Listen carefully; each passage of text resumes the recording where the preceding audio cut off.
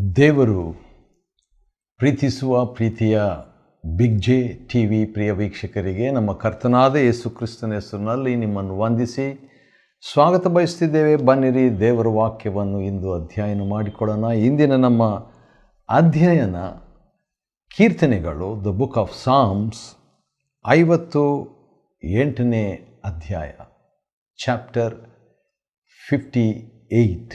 ಕೀರ್ತನೆ 58 ಎಂಬುದಾಗಿ ಬರೆದು ಅದರ ತಲೆ ಬರಹದ ಮೇಲೆ 57 ಎಂಬುದಾಗಿ ಕೂಡ ಬರೆದಿದ್ದಾರೆ. ಅಂದರೆ ಕೀರ್ತನೆ 58 ಕೀರ್ತನೆ 57ರಂತಿದೆ ಎಂಬುದಾಗಿ. ಕೀರ್ತನೆ 57ರಲ್ಲಿ ನಾವು ನೋಡುವಾಗ ದಾವೀದನು ಯಾವ ರೀತಿಯಾಗಿ ಸೌಲನ ಭೀತಿಯಿಂದ ಓಡಿ ಹೋಗಿ ಗುಹೆಯಲ್ಲಿ ಅಡಗಿಕೊಂಡಿದ್ದನು.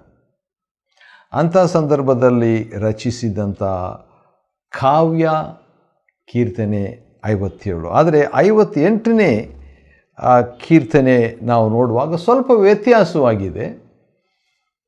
ಅದೇನಂತ ಹೇಳಿದರೆ, ಸಾಮಾನ್ಯವಾಗಿ ದೇವರೇ ಅಂತ 57ರಲ್ಲಿ, ದೇವರೇ ಅಂತ 56ರಲ್ಲಿ ಮತ್ತು ನನ್ನ ದೇವರೇ ಅಂತ 59ರಲ್ಲಿ ಪ್ರಾರಂಭ ಮಾಡಿದಂಥ ದಾವೀದನು ಇಲ್ಲಿ ಸ್ವಲ್ಪ ವ್ಯತ್ಯಾಸವಾಗಿ ಪ್ರಾರಂಭ ಮಾಡ್ತಾನೆ ಈ ಕೀರ್ತನೆಯನ್ನು. ಅದೇನಂತ ಹೇಳಿದರೆ, ಅಧಿಕಾರಿಗಳೇ ಆಫೀಸರ್ಸ್.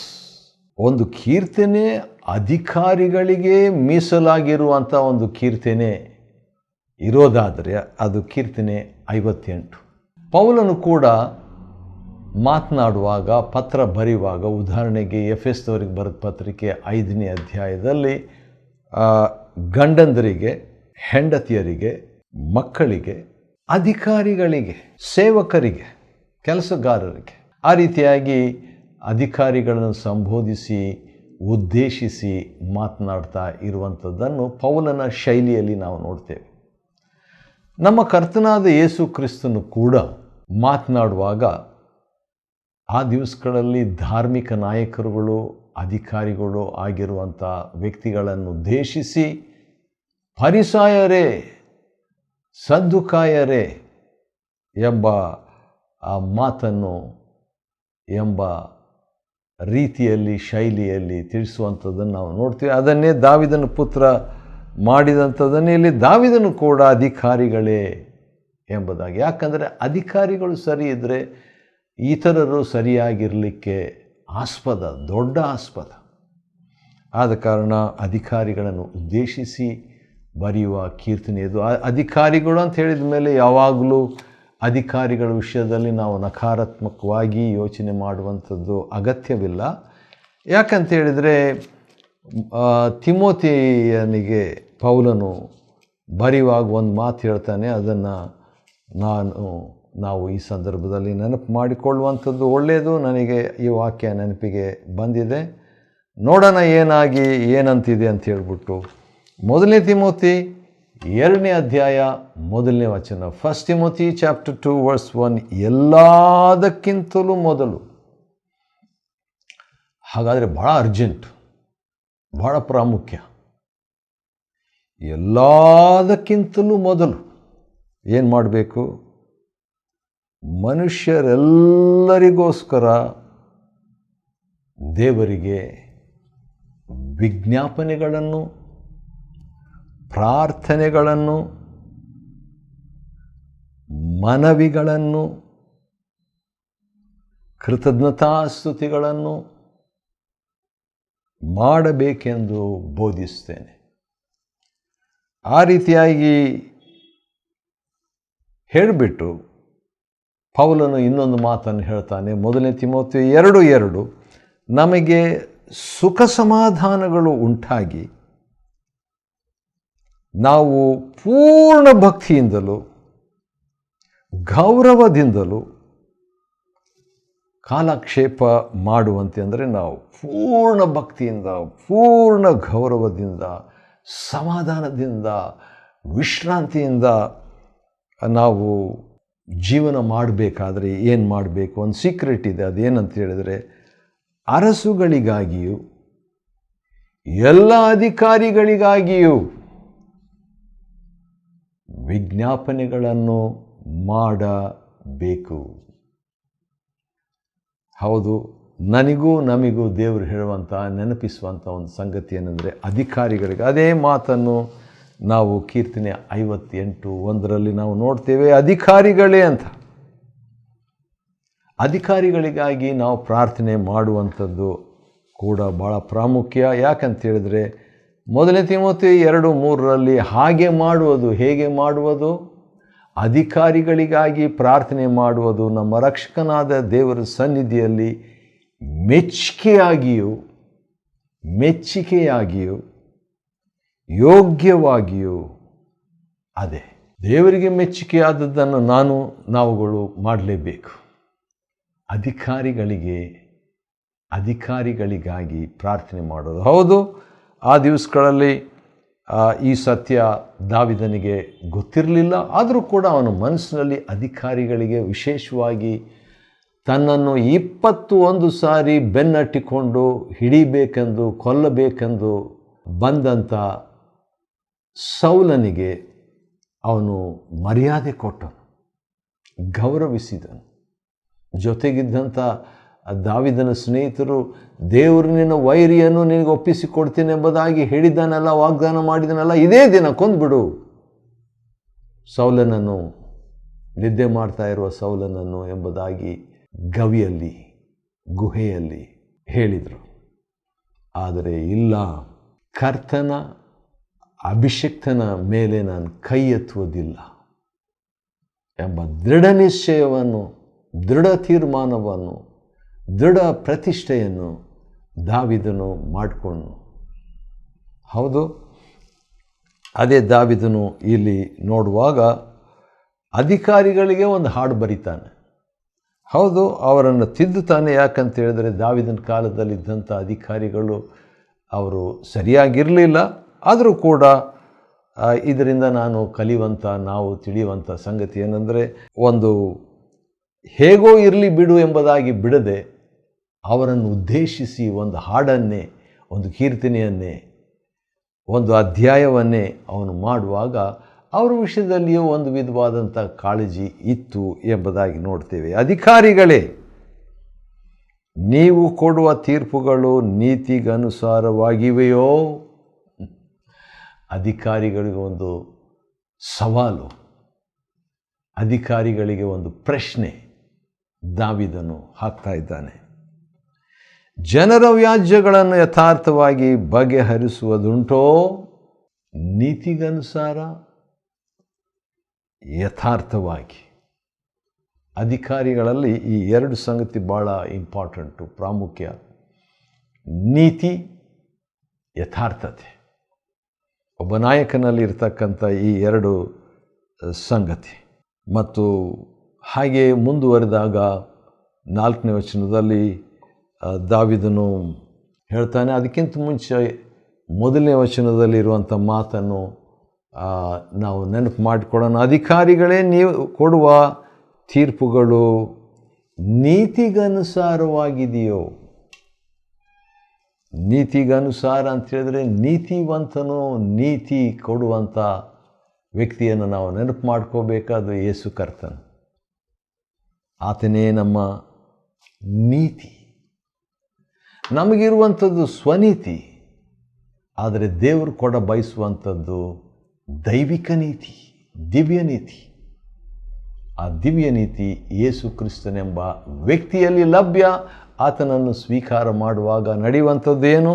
ಹೌದು, ಒಂದು ವಾಕ್ಯ ನಾವು ನೋಡಿಕೊಳ್ಳೋಣ. ರೋಮ ಪತ್ರಿಕೆಯಲ್ಲಿ ಈ ರೀತಿಯಾಗಿ, ರೋಮ ಪತ್ರಿಕೆ 5ನೇ ಅಧ್ಯಾಯ ಮತ್ತು 1ನೇ ವಚನದಲ್ಲಿ ಈ ರೀತಿಯಾಗಿದೆ. ಹೀಗಿರಲಾಗಿ ನಾವು ನಂಬಿಕೆಯಿಂದ ನೀತಿವಂತರಾದ ಕಾರಣ. ನಂಬಿಕೆಯಿಂದ ಏನಾಗಿದ್ದೇವೆ? ನೀತಿವಂತರಾಗಿದ್ದೇವೆ. ಇದೇ ಪೌಲನು 3ನೇ ಅಧ್ಯಾಯದಲ್ಲಿ ಹೇಳಿದಂಥ ಮಾತು ಹೀಗಿದೆ, 3:10 ನೀತಿವಂತನು ಇಲ್ಲ, ಒಬ್ಬನಾದರೂ ಇಲ್ಲ. 3:10. ಆದರೆ 5:1 ನೀತಿವಂತರು ಇದ್ದಾರೆ, ಒಬ್ಬರಲ್ಲ, ಭಾಳ ಜನ ಇದ್ದಾರೆ ಅಂತ ಹೇಳ್ತಿದ್ದಾನೆ. ಅದು ಹೇಗೆ ಸಾಧ್ಯ ಎಂಬುದಾಗಿ ನೋಡುವಾಗ ಈ 3ನೇ ಅಧ್ಯಾಯಕ್ಕೂ ನೀತಿವಂತರಿಲ್ಲ, 5ನೇ ಅಧ್ಯಾಯಕ್ಕೂ ನೀತಿವಂತರಿದ್ದಾರೆ ಎಂಬುದಕ್ಕೆ ನಡುವೆ ಏನಿದೆ ಎಂಬುದಾಗಿ ನೋಡುವಾಗ ಯೇಸು ಕ್ರಿಸ್ತನ ಮೂಲಕವಾಗಿ ನೀತಿವಂತರಾದೆವು. ಉದಾಹರಣೆಗೆ 24ನೇ ವಚನ 4:24, ನಮ್ಮ ಕರ್ತನಾದ ಯೇಸುವನ್ನು ಸತ್ತವರೊಳಗಿಂದ ಎಬ್ಬಿಸಿದ ದೇವರನ್ನು ನಂಬುವ ನಮಗೂ ನಂಬಿಕೆಯು ನೀತಿ ಎಂದು ಎಣಿಸಲ್ಪಡುವುದು. ವಾವ್! ಏನದು? ನಂಬಿಕೆಯೇ ನೀತಿ. Faith is equal to righteousness. ನಂಬಿಕೆಯು ನೀತಿ ಎಂದು ಎಣಿಸಲ್ಪಡುವುದು. ಹಾಗಾದರೆ ನೀತಿವಂತರಿಲ್ಲ, ಒಬ್ಬರಾದರೂ ಇಲ್ಲ ಅಂತ 3ನೇ ಅಧ್ಯಾಯದಲ್ಲಿ ಹೇಳಿದಂಥ ಪೌಲನು 5ನೇ ಅಧ್ಯಾಯದಲ್ಲಿ ನೀತಿವಂತರು ಇದ್ದಾರೆ ಎಂಬುದಾಗಿ ಹೇಳಲಿಕ್ಕೆ ಕಾರಣ ಏನಂದರೆ, ರೋಮ 4:24 ಪ್ರಕಾರ ಯೇಸು ಕ್ರಿಸ್ತನನ್ನು ನಂಬೋದ್ರ ಮೂಲಕವಾಗಿ ನಮಗೆ ನೀತಿ ಲಭ್ಯವಾಯಿತು.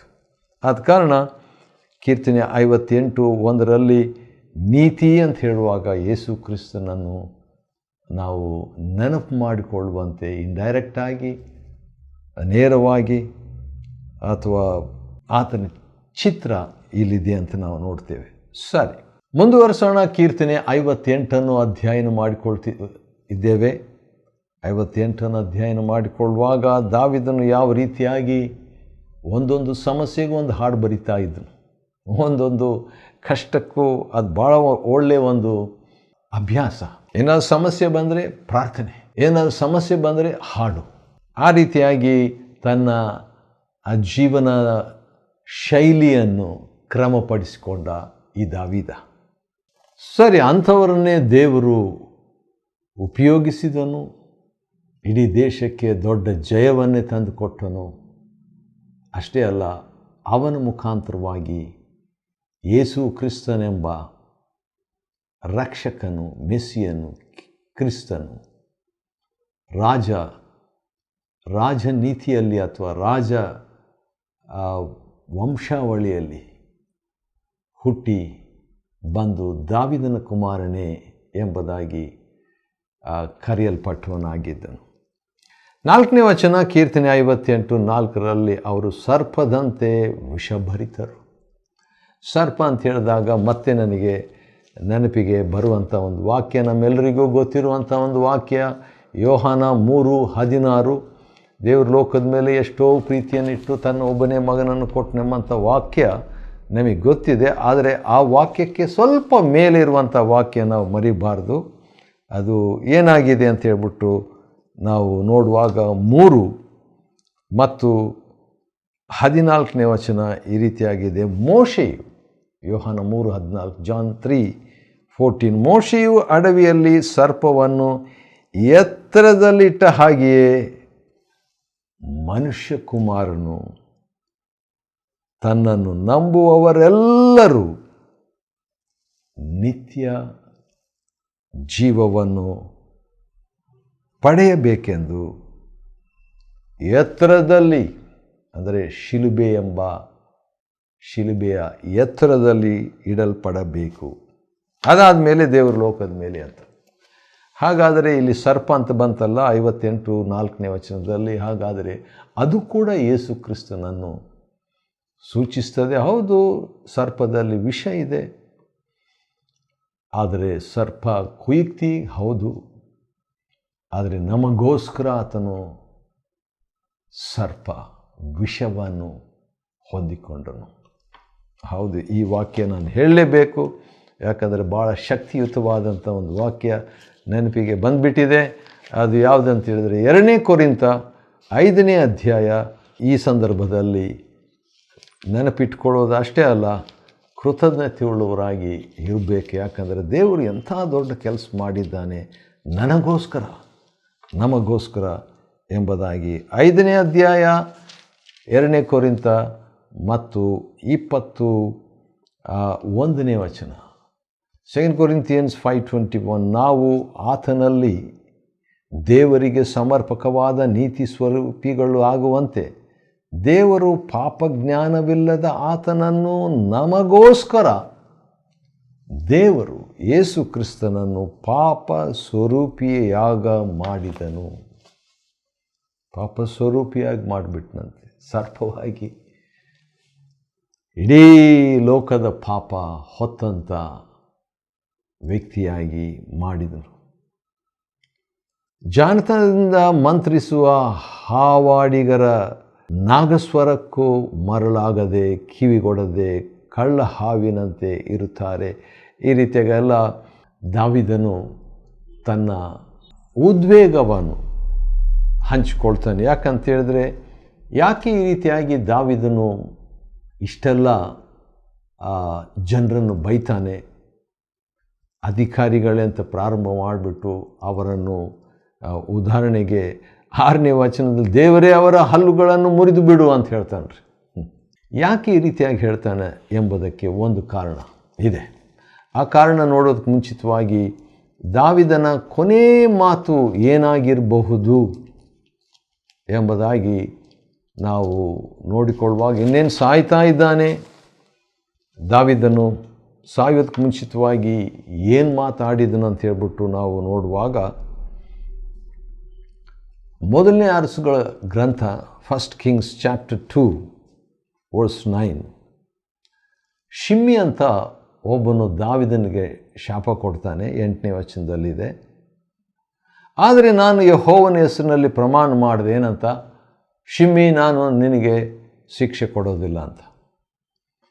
ಆದರೆ 9ನೇ ವಚನದಲ್ಲಿ ದಾವೀದನು ತನ್ನ ಮಗನಾದಂಥ ಸೊಲೊಮೋನಿಗೆ ಹೇಳುವಂಥ ಮಾತನ್ನು ಕೇಳಿಸ್ಕೊಡ್ರಿ. 1 Kings 2:9, ಮೊದಲನೇ ಅರಸುಗಳ ಗ್ರಂಥ 2:9, ನೀನಾದರೂ ಸೊಲೊಮೋನನೇ ಅವನನ್ನು, ಯಾರನ್ನು? ಶಿಮ್ಮಿಯನ್ನು ಶಿಕ್ಷಿಸದೇ ಬಿಡಬೇಡ. ನೀನು ಬುದ್ಧಿವಂತನಲ್ಲವೋ? ಅವನ ಮುದಿ ತಲೆಯು ರಕ್ತಮಯವಾಗಿ ಸಮಾಧಿಗೆ ಸೇರುವಂತೆ ಏನು ಮಾಡಬೇಕೆಂಬುದು ನಿನಗೆ ಗೊತ್ತಿರುವುದೇ ಎಂಬುದೇ ಅಂತ ಹೇಳ್ಬಿಟ್ಟು 10ನೇ ವಚನ, ಅನಂತರ ದಾವೀದನು ಪಿತೃಗಳ ಬಳಿಗೆ ಸೇರಿದನು, ಅಂದರೆ ಸತ್ತೋದ. ದಾವೀದನ ಕೊನೇ ಮಾತು ಏನಾಗಿತ್ತು? ಮುಯಿ ತೀರಿಸಬೇಕು.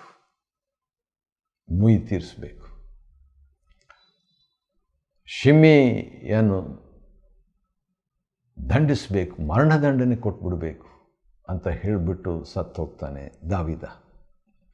ಈ ಕೀರ್ತನೆ 58ರಲ್ಲಿ ಕೂಡ ಅನ್ಯಾಯಾಧಿಕಾರಿಗಳಿಗೆ ಮತ್ತು ಬೇರೆ ಬೇರೆ ಜನರಿಗೆ ಬಹಳ ಶಪಿಸ್ತಾನೆ ಅಂತ ಹೇಳ್ಬೋದು. ಅವರಿಗೆ ಕೇಡಾಗಬೇಕು ಎಂಬುದಾಗಿ ಹಾರೈಸ್ತಾನೆ. ಇದಕ್ಕೆ ಕಾರಣ ಏನಂತ ಹೇಳಿದರೆ, ಒಂದು ಕಾರಣ, ಅದು ದೊಡ್ಡ ಕಾರಣ, ಹಳೆ ಒಡಂಬಡಿಕೆಯಲ್ಲಿ ಪಾಪದ ಮೇಲೆ ಜಯವಿರಲಿಲ್ಲ. ಈ ವಾಕ್ಯ ನಾನು ಓದಲೇಬೇಕು, ಆಗ ಸ್ಪಷ್ಟತೆ ನಮಗೆ ಸಿಗ್ತದೆ. Book of Romans chapter 6 verse 14, ಪಾಪವು ನಿಮ್ಮ ಮೇಲೆ ಅಧಿಕಾರ ನಡೆಸದು. ನೀವು ಧರ್ಮಶಾಸ್ತ್ರಕ್ಕೆ ಅಧೀನರಲ್ಲ, ಕೃಪೆಗೆ ಅಧೀನರಾಗಿದ್ದೀರಷ್ಟೆ. ಪಾಪವು ನಿಮ್ಮ ಮೇಲೆ ಅಧಿಕಾರ ನಡೆಸೋದು ಯಾರಿಗೆ? ಕೃಪೆಗೆ ಸೇರಿದವರು. ಧರ್ಮಶಾಸ್ತ್ರಕ್ಕೆ ಸೇರಿದಂಥವರು, ಅಂದರೆ ಹಳೆ ಒಡಂಬಡಿಕೆಗೆ ಸೇರಿದಂಥವ್ರ ಮೇಲೆ ಪಾಪವು ಅಧಿಕಾರ ನಡೆಸ್ತದೆ. ಅಧಿಕಾರಿಗಳೇ ಅಂತ ಯಾವ ರೀತಿಯಾಗಿ ಹೇಳಿದ್ನಲ್ಲ, ಹಾಗೆ ಪಾಪ ಕೂಡ ಅಧಿಕಾರ ನಡೆಸುವಂಥದ್ದು ಹಳೆ ಒಡಂಬಡಿಕೆಯಲ್ಲಿ. ಆದ ಕಾರಣ ಲೋಕದಲ್ಲಿ ನ್ಯಾಯಸ್ಥಾಪಕನಾದ ದೇವರು ಇದ್ದಾನೆ ಎಂಬುದಾಗಿ ಜನರಿಗೆ ಗೊತ್ತಾಗಲಿ ಎಂಬುದಾಗಿ, ನೀತಿವಂತನಿಗೆ ಫಲ ಉಂಟು, ಲೋಕದಲ್ಲಿ ನ್ಯಾಯಸ್ಥಾಪಕನಾದ ದೇವರು ಇದ್ದಾನೆ ಅಂತ ಎಲ್ರಿಗೂ ಗೊತ್ತಾಗಲಿ, ಒಪ್ಪಿಕೊಳ್ಳಲಿ ಎಂಬುದಾಗಿ ಮುಗಿಸುತ್ತಾನೆ ಕೀರ್ತನೆ 58 ದಾವೀದನು. ನಾವು ಕೂಡ ಆ ಕೃಪೆಯಲ್ಲಿ ಜಯಶಾಲಿಗಳಾಗಿ ಬಾಳುವಂತೆ ದೇವರು ನಮಗೆ ಸಹಾಯ ಮಾಡಲಿ. ಕೀರ್ತನೆ 58 ಅಧ್ಯಯನ ಮಾಡಿಕೊಳ್ಳುವಂತೆ ದೇವರು ಕೊಟ್ಟ ಕೃಪೆಗಾಗಿ ಆತನಿಗೆ ಸ್ತೋತ್ರವಾಗಲಿ. ದೇವರು ನಿಮ್ಮನ್ನು ಆಶೀರ್ವದಿಸಲಿ.